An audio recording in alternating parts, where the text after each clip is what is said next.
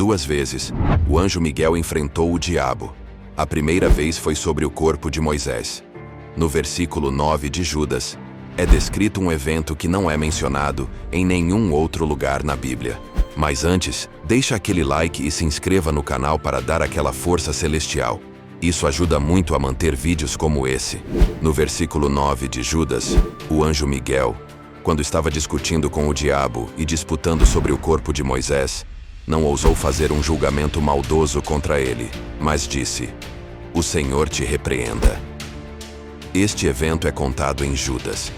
Não é improvável que o diabo quisesse saber o local para que ele pudesse mandar construir um santuário lá. Assim Israel poderia se voltar para a adoração idólatra dos ossos de Moisés. Como representante angelical do povo de Israel, Miguel se esforçaria para preservar o povo desse tipo de idolatria, mantendo em segredo o local do sepultamento. Moisés foi impedido de entrar na terra prometida devido à sua desobediência nas águas de Meribá. Ele conduziu os israelitas até a própria fronteira de Canaã e teve uma visão da terra, mas não lhe foi permitido entrar nela. No fim da vida de Moisés, Deus permitiu que ele visse a terra pela qual havia deixado o Egito. Moisés subiu o Monte Nebo nas planícies de Moabe até o topo de Pisga, e ali terminou. Deus o queria em casa. Moisés entregou o seu espírito. Moisés morreu de acordo com a palavra do Senhor. Após a morte, vem o sepultamento, como no caso de Moisés. Mas o versículo 6 contém uma das declarações mais notáveis sobre o grande chamado de Moisés. Deuteronômio 34, versículo 6, diz: "E o enterrou no vale na terra de Moabe, em frente de Bet-peor, mas ninguém sabe o seu lugar de sepultura até hoje." Moisés é o único indivíduo na Bíblia que Deus pessoalmente sepultou. Você sabia disso? O Senhor então escondeu o túmulo. O que o motivou a fazer isso?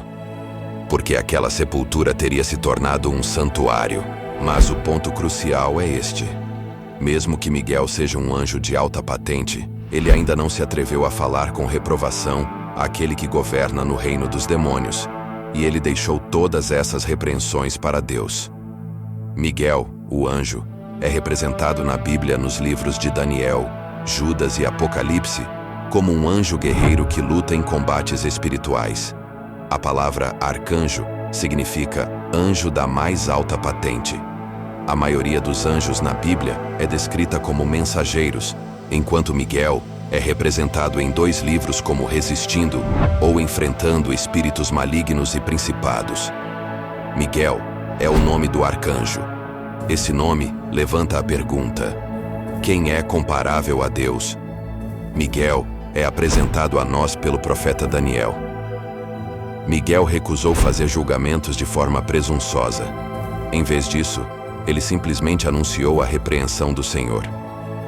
Essa repreensão utiliza a linguagem idêntica àquela encontrada em Zacarias 3, versículo 2, na qual o Senhor repreende Satanás por suas acusações contra Josué, que era o sumo sacerdote. Apesar de possuir uma autoridade significativa, Miguel continua mostrando total submissão ao Senhor.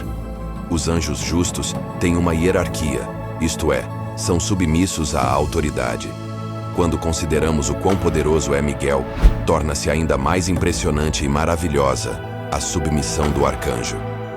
É claro ver que o ato de se submeter nunca pretende despojar um indivíduo de suas forças, propósito ou valor. Mesmo Miguel, o arcanjo, não lutou contra o inimigo com base em sua própria autoridade, mas falou em nome do Senhor. Miguel considerou o seu ofício e posição com reverência. Lúcifer havia sido criado como a criatura mais elevada antes da sua queda. Satanás parecia ter desfrutado dos privilégios mais significativos já concedidos a uma criatura.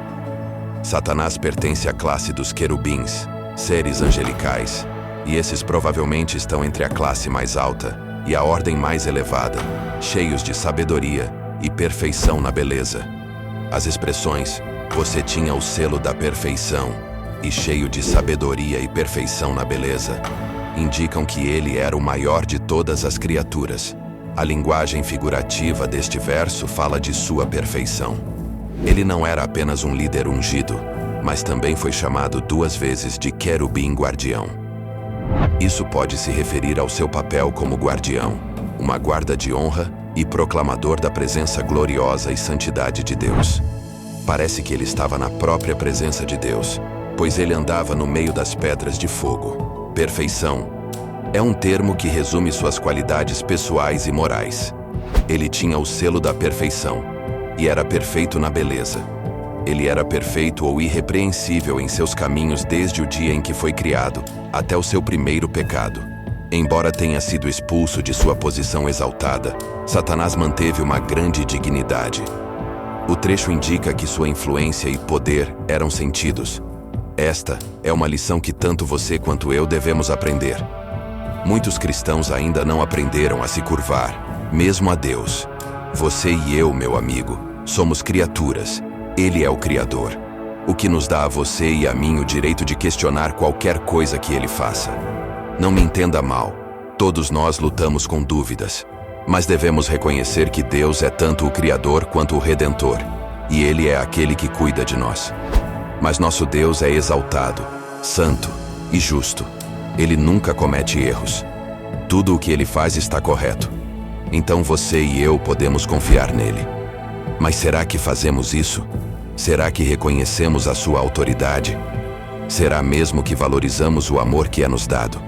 Quando os homens forem chamados a prestar contas, o Senhor Jesus Cristo dirá: Vocês disseram Senhor, Senhor, mas vocês não fizeram o que eu ordenei. Cada um seguiu o seu próprio caminho e fez o que era certo aos seus próprios olhos. Essa é a imagem da humanidade. Então e você? Como está se saindo hoje? Que exemplo Miguel, o arcanjo, é para nós. Quaisquer que tenham sido os planos de Satanás, sabemos que não poderiam ter sido bons. Ele rouba, mata e destrói. Embora essas estratégias não pareçam sutis, Satanás pode fazer até mesmo o roubo, a morte e a destruição parecerem sutis. Ele tem o poder de roubar a palavra de Deus do coração de qualquer pessoa que a ouça, perguntando: será que Deus realmente disse? Agora, de acordo com esse relato, Miguel se levanta em defesa de Moisés e, com zelo de espírito reto e ousado, diz a Satanás: O Senhor te repreenda. Número 2. A guerra no céu. A guerra irrompe no céu, com Miguel e seus anjos de um lado e o dragão e seus anjos do outro. Isso ocorre no meio da tribulação. Apocalipse 12, versículo 7 diz: E houve guerra no céu. Miguel e os seus anjos lutaram contra o dragão, e o dragão e os seus anjos lutaram. Apocalipse 12, versículos 8 a 9 dizem: Mas eles não foram fortes o suficiente, e não prevaleceram, e não se achou mais lugar para eles no céu. E o grande dragão foi lançado fora, a antiga serpente chamada Diabo e Satanás, aquele que continuamente engana e seduz todo o mundo habitado. Ele foi lançado à terra, e seus anjos foram lançados com ele.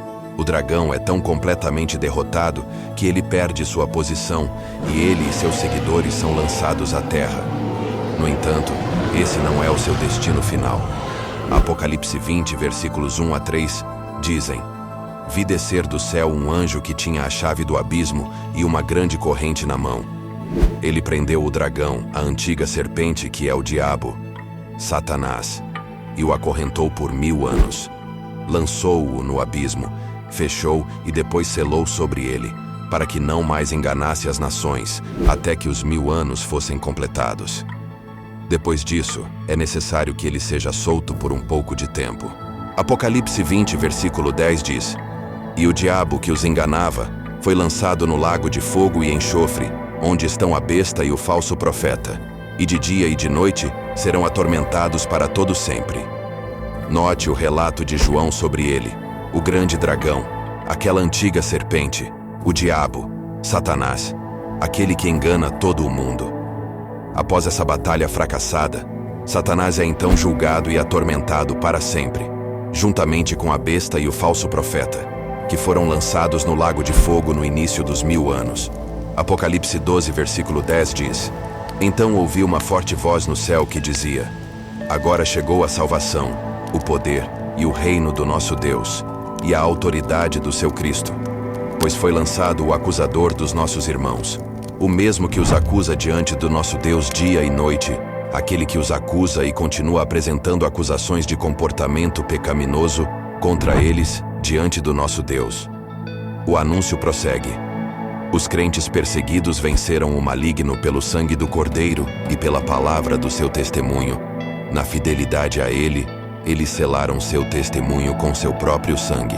Apocalipse 12, versículos 11 a 12 dizem: Eles venceram e conquistaram por causa do sangue do Cordeiro e por causa da palavra do seu testemunho, pois não amaram suas vidas e renunciaram à fé, mesmo quando enfrentaram a morte.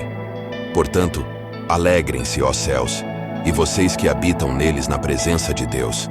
Ai da terra e do mar, porque o diabo desceu a vocês com grande ira, sabendo que tem apenas um curto período restante.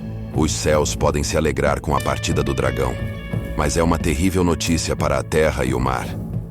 O diabo sabe que seu tempo é curto, e ele resolveu derramar sua fúria o máximo possível. Satanás não está atualmente no inferno, embora esteja certamente a caminho. A principal forma como Satanás ataca o povo de Deus é por meio da blasfêmia, e ele é o acusador dos nossos irmãos. Mesmo assim, os crentes têm um advogado divino perante Deus, chamado Jesus Cristo. 1 João 2, versículo 1 diz: Meus filhinhos, escrevo estas coisas a vocês para que não pequem. Mas se alguém pecar, temos um advogado junto ao Pai, Jesus Cristo, o justo. Satanás, o adversário, pode tentar erradicar o povo de Deus, mas Jesus Cristo é o bom pastor. João 10, versículo 11 diz: Eu sou o bom pastor. O bom pastor dá a vida pelas ovelhas. João 10, versículo 14 diz: Eu sou o bom pastor. Conheço as minhas ovelhas, e elas me conhecem a mim. Obrigado por assistir até aqui. Não se esqueça de deixar o like e se inscrever no canal. Envie esse vídeo para alguém que tem curiosidade de saber sobre a história dos anjos.